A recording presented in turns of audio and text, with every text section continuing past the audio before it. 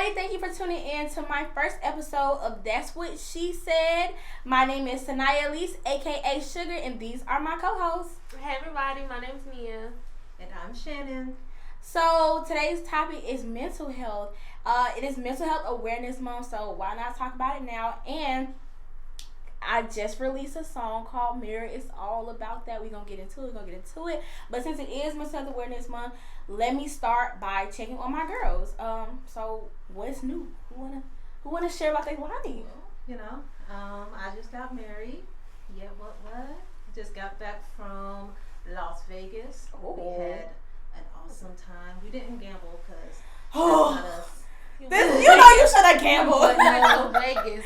Went to Vegas and didn't gamble? Well, I mean, I'm not gonna spend all my money on that. Like, I can't even gamble. I don't even know what to do. That's how you gotta save for it. I'm saving money to just spend it to not do it. Like, I'm not even like expecting money back because I don't even know what I'm doing. That is hilarious. That sounds like me. I'll just be up in there just blowing my money like it ain't no tomorrow. No, like, see, I'm not balling like that. I can't even pretend it. But in all seriousness, did you just skate over the fact that you just got married? First of all, I'm so happy for you. I was in this wedding. Hold on, girl. Let's see the ring. Let's see the ring. So we should bang, bling. Yes. Hello, I like that for you, girl. But yes, how are you feeling? I feel awesome. Like it's been a long time coming. We've been dating for like 8 years, so it's been a hot minute. So I love that for y'all. I love that for you. Yes. Like, how's y'all's like relationship been? How is that, aided in your mental health or helped you in any kind of way? How do you feel about that? I mean, he is my biggest supporter in everything. So y'all doing that face at me. Stop it. but he is a huge supporter for me. So I mean, I feel like I need him to be so I can be grounded, kind of, so I don't act a fool. That's important. I was about to say, like, that's really important in a relationship, especially when you have someone who's like your soulmate. You guys have been together for a long time, and he's literally like your support system. You always need that backbone. You always need a significant other to keep you grounded. I think that's one of the most important things in a relationship. So as far as I go, I'm actually in a new relationship right now. We've been going together for a few months now, and I kind of feel the same way you feel as far as him being my backbone and keeping me grounded. Because us females, I'll just speak for myself. Me personally, I've always been the masculine, part of the relationship. And it's kind of like I was forced to be because I never had someone, actually stand their ground and tell me, hey, you're not supposed to do this or this is how you could do this better. Mm-hmm. And it was kind of weird for me at first because I'm like, oh my God, like, is this a relationship? Like, is this what a relationship feels like? So I love the fact that you said that he is, your backbone because a support system is important to have. Not only him being my support system, I have my family, I have my best friend, I have my dog who I consider to be in my support system. Bear, little bear, shout out to little bear. But yeah. So who do you guys would say is a part of your support system? It's not one specific person. I think with me being on American Idol and stuff like that, and even going through regular life to see how my family has really shown up for me in every way, like going to Savannah for me, paying for their t-shirts to go on the show, to going to Hawaii. That's just been a really big, they've been very supportive in that whole situation for me, and they still support me. Like, anything that I do there, they show up for me. That's the biggest thing, the biggest thing that I need. Just someone to show up for me and just to do things that they say they're going to do, and they do that. So I'm grateful for that. As far as I go, that I feel like I have not tried to make a support group until maybe more recently. I kind of felt like I kind of kept to myself. I've always been someone that kept to myself for the most part. So outside of who's now my husband, I didn't really talk to anybody. Oh my God. My husband, I'm on my husband, y'all to death. I'm losing my hands, everything. Y'all, my husband. Every time I take a picture, like, my husband. I'm sorry, but continue. I had to say that. Yes, outside of my husband, like, because he's, like, the only one that, like, really knows what's going on with me for the most part, because that's not something like a lot of us feel like comfortable with talking about, even if it's with friends or family. Like, you don't feel comfortable talking about problems that you're having, specifically mental health problems, because it's I don't want to say it's embarrassing, but it's kind of frowned upon, I guess.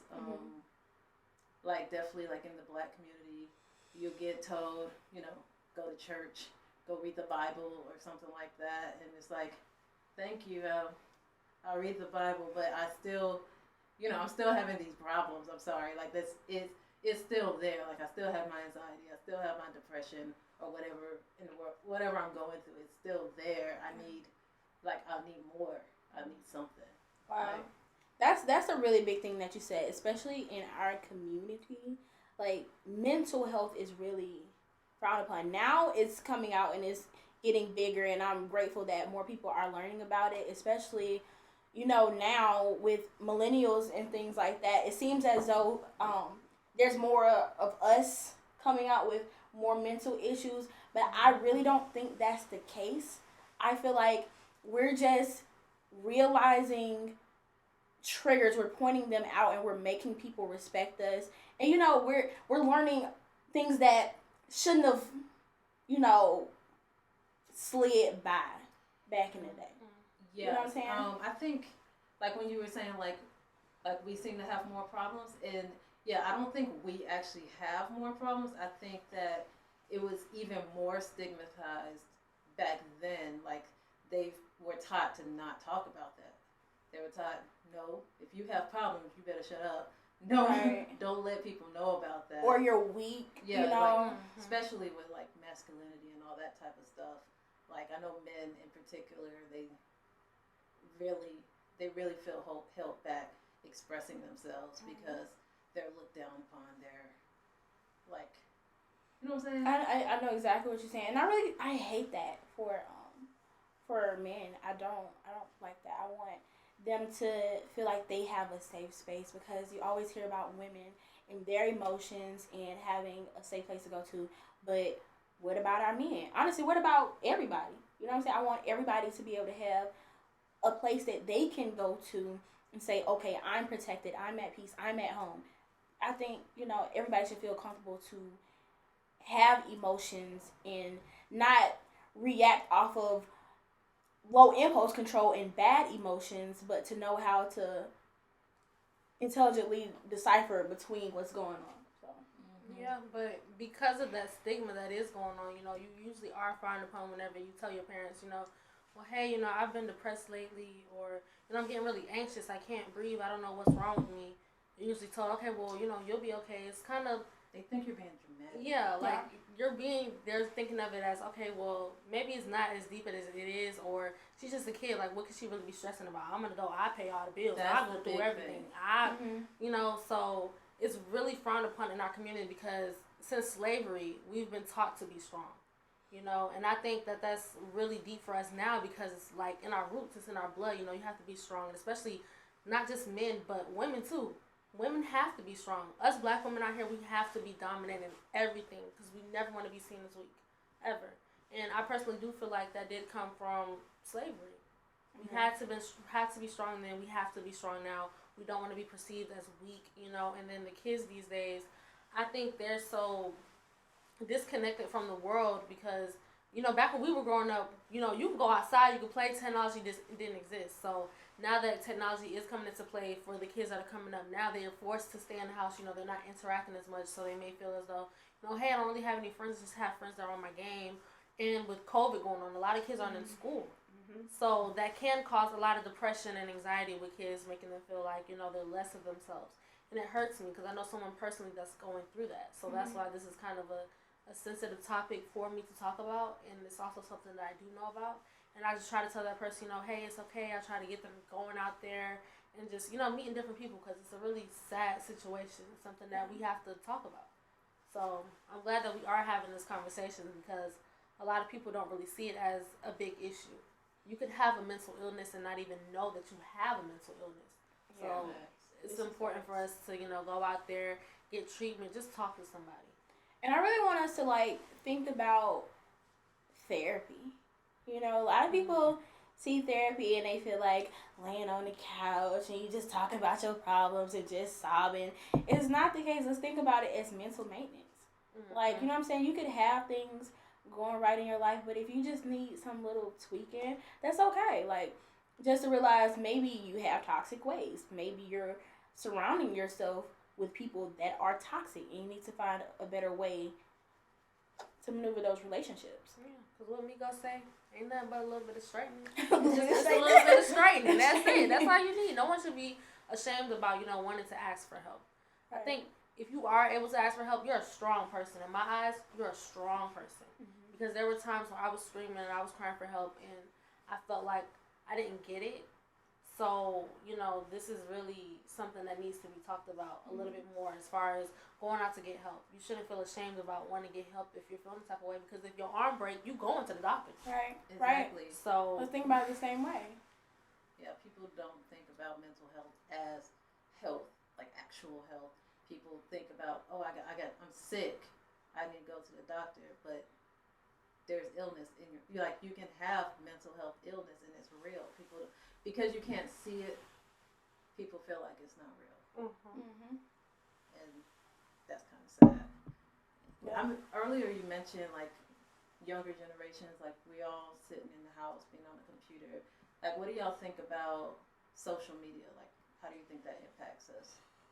Oh, I have a lot to say about social media. I'm gonna try to be brief, but it's just a lot on the internet.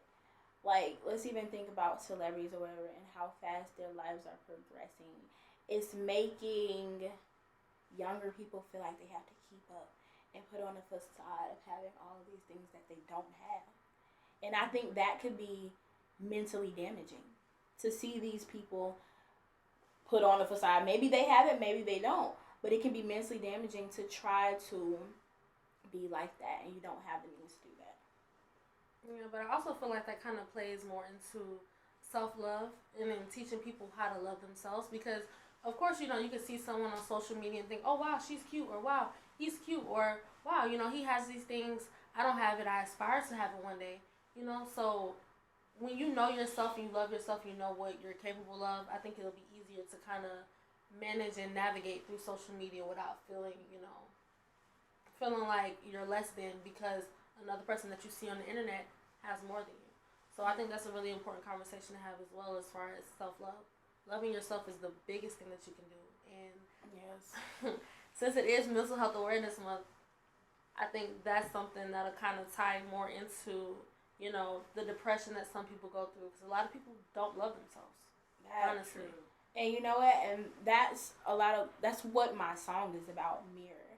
It's literally talking about going to your mirror and looking at yourself and falling in love with your reflection. Not just the exterior, but who you are inside. Do you love the person that you are, even if this looks completely different? Mm-hmm. So that's where self-love really comes into play. Like, self-care is a big thing too. Make sure you're doing the necessary things to keep up with yourself so that you can feel good. I think you just gave a lot away on the song, so I thought that was supposed to be the next episode. I know, I did give I gave the tea, but this is Mental Health Awareness Month, I want to make sure everybody knows, like, because people might listen to the song and they might say, "Oh, I've been cute." You know what I'm saying? "Oh, I knew I looked like this," and if that's you, that's perfect looks for you. Sister. Right. But everything is not all about looks. Like, whatever the song means for you, that's how you take it. You know what I'm saying? But falling in love with your reflection, that can be physical. That can be mental, emotionally. You can fall in love with who you are. Internally. Yeah. So. Yeah, I love the song. I love the song. You like song? I was listening to that on the way over here, and I'm like, I'm so glad I found a way to fall in love with my reflection. Because what? Because I'm beautiful inside and out. Change my personality is part of self-love. Self-care journey. So since it is Mental Health Awareness Month, what is one thing that you guys think that you guys did this month in order to not really celebrate it, but to kind of acknowledge it? Because I know I talked a little bit about self-love. So this month I have been working on my attitude, just critiquing it a little bit, wearing fixing how because I used to be a little firecracker, you know what I'm saying? So now I can tell you, but I'm working on it. Oh, that's my girl, y'all. I'm working on it. I'm getting myself together, so that's part of my self-love, self-care journey. I'm trying to be a better person. I'm trying to, become a businesswoman. So with that being said, you do have to kind of mold yourself, and once I actually get that fixed and in fine print, then I'm unstoppable. So that's how I've been taking care of myself this month. But what about you guys? I mean, that's really good. I'm glad that you're making the necessary changes in your life to be the best person for you and whoever else is entering your life. I'm proud of you for that. Shout out my man. he has really done a number on you. Like and I'm proud that you're able to just 100% like walk in your femininity and not have to be so masculine or feel like you have to overcompensate for something that you're missing. Right. So I'm so glad that you have that. You hit the hammer on the head with that one. Yes, I'm glad that you have that in your life. Like I'm happy for you. Like it's my best friend. I know. It's been a long time coming. It's been a long time coming. But I guess for me, I can say I've just been shutting down situations quicker than I used to let them linger, and I can say I might have been a tad bit messy. Like when it's like a argument or something, maybe a friendship, relationship, anything, you kind of want to egg it on and you want to get your point across or something, or really anything for getting your point across. I realized a lot of times when I did those things is because I was searching for validation. And I realized, like, I validate my own feelings. I know how I feel, so I don't need you to validate that for me. So it's been easier for me to cut off situations that no longer serve me a purpose. It's been easier to tap into who I truly am and work on the things that I need to work on to better myself. So I've been doing that for mental health awareness. What about you? For me, I would just say, honestly, I'm just taking more time for myself. Because I feel like I will put more time for other people. I will try to satisfy someone else's needs over mine. And forget that I need to sit down and enjoy myself, spend time with myself, and not be worried about all these other people. Because it's not like everybody else isn't important, but I need to stop treating them like they're above me. Like, like they're more important than me. Not that I'm just more important than everybody else, but like sometimes you gotta remind yourself that you're important. Right. You gotta spend time with yourself. I think that's crazy that you said that. I feel like I used to do, well, I still do kind of, because I feel like I'm a chronic people pleaser, but I'm trying to get out of that because that is how you get used, you ran over. But no, that's a big thing. Just really learn when to put your foot down and just take time out for yourself. You need that. That's amazing that you're working on that. Yes. How did that for you? A big thing for me was me and Cyniah were having this conversation, I want to say about a month ago, about, trying to put ourselves first. And it's like, you can't really take care of other people if you're not taking care of yourself. Because you're going to be going crazy, running on each, trying to make sure everybody's straight. And once everyone else is straight, you just looking at yourself like, well, dang, I'm tired now. Like, I don't even have any room for myself. So I'm glad that you are taking that step towards, your self-care, May. And that's how the awareness month. I like that for you. I love that for you. Yes, I do too.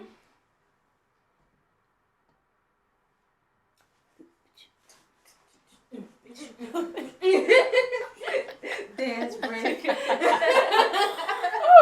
been yapping so much. We done talked about everything now. I know I had another question. I'm sorry. I start doing that when things get a little. Sorry. Oh, here's my question. Not question.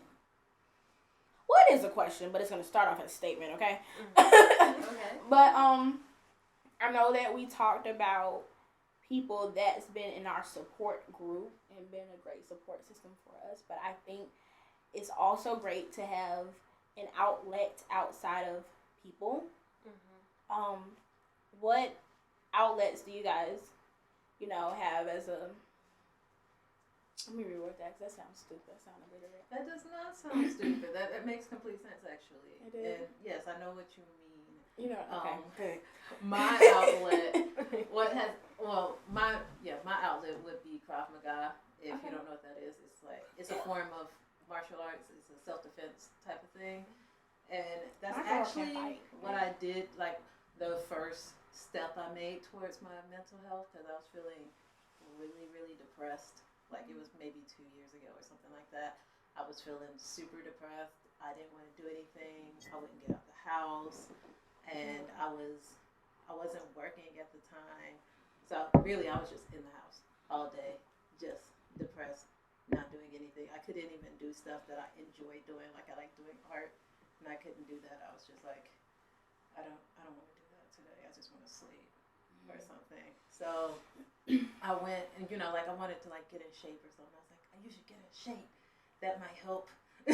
So when I was working out before, I know my favorite workout class was like kickboxing and stuff like that. I was like, I don't know, maybe I'm violent. I was just want to get something. But that's like super therapeutic. You don't even know, like hitting something. It's not just like because there are like those kickboxing classes where you're like hitting the air and stuff. No, not that. I mean, I want to hit something. I don't think that'll be effective. Right? Like in my opinion, like yeah, like and then they're like slick dance and they're like 1, 2. No. Like that's not the move. Like I want to hit like a punching bag or something. Like I want to punch something. Mm-hmm. And so I went to a Krav Maga class, and I feel like that helped me a lot as far as like getting in a better place, because I was really depressed. And then I started looking forward to doing my classes all the time. It made me feel so much better. Like, and I think that's one thing that definitely helps with depression is just being active, exercise, because they say that is something that helps. Exercise helps with depression. So that helped me a lot. That's my safe place. That's really good. I'm glad that you were able to acknowledge the problem and want to get up and do something about it. That's what I'm most proud of. Yeah. You feel like you look good and you feel good. So you better get out and go. And it gives me that confidence, like, please, like, go, because, like, definitely with feeling like, I can't go, you like going places, you feel like somebody's going to snatch you up all the time. Like, that's such a huge problem. But, like, after doing those classes and stuff, like, I got reflexes now, y'all. Mm-hmm. Like, grab me, see what happened. Like, it's going down. I dare you, grab me, see what happened.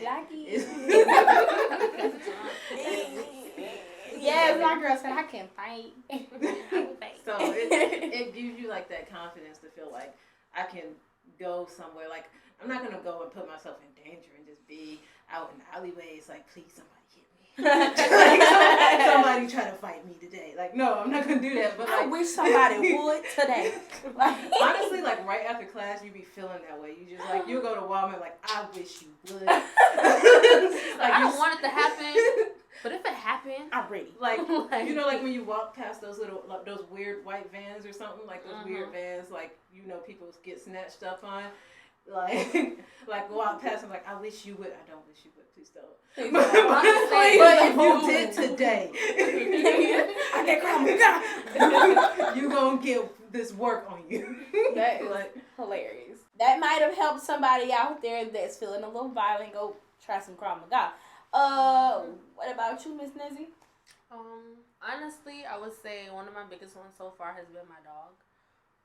It's just something about Bear, like him just always being there. Like usually whenever I'm sad, my dog is just like right there. It's like he can feel when I'm sad. Like he knows when I'm sad, and it's so crazy. Like Bear acts so slow, but he's so smart. I love my dog too. I love my dog too, but what was outside of Bear? Okay, outside of Bear, I was getting that. Outside of Bear, one thing that's worked for me that my grandmother told me about, I usually, whenever I'm feeling something, I'm going through something, if I can't get it out or talk to the people that I want to talk to, because half the time when I'm going through stuff, my misery doesn't like company. And I don't really like letting people in on, what I have going on, just because that's just something that I have to work on, really. So what I would do is I usually write down what I'm going through, and then I just burn it up like it was never there. That's been working really good for me, actually, because once I write it out, I get everything I have to say out. It's like, okay, well, dang, girl, you done already talked about it. What you gonna do about it? Burn it up. Act like it didn't exist. And that's been the best thing for me so far, besides Bear. Besides the dog. That's been a good thing really interesting, because, like, I wouldn't have thought, because I've always thought of, like, oh, write it down, like, I don't know if y'all remember those, like, old TV shows where they'd be, like, writing their diary all the time. But I used to want to do that, but then I didn't have nothing to talk about, and I felt like a loser. But I ain't got nothing to write in the diary. Or I'd be like too scared to write in the diary, because I'd be like, someone's gonna open it and read it and learn all of my secrets, and I'm gonna be exposed and made fun of. So I couldn't actually keep a real diary, because I felt like somebody's gonna know about it. Like, it wasn't secret enough. I was like, I want to put a lock on it, and I'm like, they're gonna go through the lock. Like, there was like, I think everybody went through that stage where you think somebody's gonna pick your lock from your diary. Yeah, like, and read it. Definitely shoot in those same shows. What happened? Somebody read their diary, and then it gets all over the place. You read my diary. Yeah. So, like, I've always been scared to keep a diary, but the idea of just burning it up right after, that's interesting. I might need to try it. I think that's good, but I know what you were saying, but I want to make sure that it's known that you just didn't act like it didn't happen. No, I don't act like it didn't happen. What I do is I'll make a mental note of it, since I already talked about it. I feel like personally, and this is another reason why I don't really, go around just telling or expressing how I feel about certain stuff, is because I'm really good with advice. So sometimes when I write it out and I read it back to myself, I'm like, okay, well, how can I critique this, or how can I fix this problem? And right after I burn it, before I burned it, I've already given myself the advice that I need. It's not like I'm covering up or I'm hiding it. It's the fact that, I know that this is something that I'm going through, so I have to deal with it. The problem's still going to be there, whether I burn it or not, but it's just how you deal with it afterwards. So if you just write it out, you make a mental note to yourself, hey, okay, this is what we're going to do better, this is how we're going to improve. Or maybe if you do need to talk to someone, talk to someone. But if you do burn the problem, it's kind of like, your way of not necessarily covering it up, but letting it go. So the problem won't be a persistent problem in your life, if you get what I'm saying. Yeah, I definitely understand what you mean by that. But for some people, who aren't able to give themselves advice, it's best to write that down and take it to somebody who can give you the advice that you're looking for. I'm glad that you got to the point to where you can look at it. Because, it's so funny, because you could be going through something, and the more you say it out loud, it's like, hold on, did I really allow that to happen? That happens. Like, people say that you look cuckoo for talking to yourself, but sometimes you gotta talk to yourself. You have to talk to these problems. And you have to be like, talk to the problem. Talk to the problem. The problem, which is you. Talk to the problem. I know, like talking to yourself sounds a little crazy. I talk to myself all the time. Yeah, like you have to. You have to, because if you don't, I mean, there's therapists. I'm a big advocate for therapy. Please go to therapy. Get your mental maintenance. But sometimes you have to talk to yourself, because sometimes when something don't make sense. But I could say for me, my outlet has really been just working on me. Just like, I can go back to what Shannon said, for it's like pouring into other people and forgetting about yourself. My outlet is going to get my nails done, going to get my hair done, buying outfits, going to studio sessions, going to dance classes, working out. Like, I'm getting into that now, y'all. It's coming. But But no, I've been doing stuff like that. The working out and the, I'm gonna try Krav Maga. Because you've been talking about it for a while, so I'm going to try that.